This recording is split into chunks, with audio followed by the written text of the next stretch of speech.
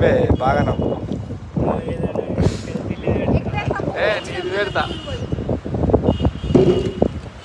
Channel ఉంది కదా, నా ఛానల్ వస్తావు ఇటు చూడే, యూట్యూబ్ ఛానలే.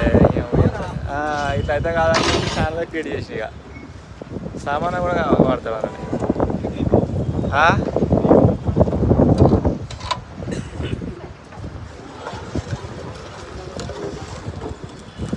ఇప్పుడు ఇక్కడ 4 పిల్లర్లు ఒక దగ్గర ఉన్నాయంటే ఇది లిఫ్ట్ అన్నట్టు కదనే. 4 పిల్లర్లు లిఫ్ట్ కదా ఇది.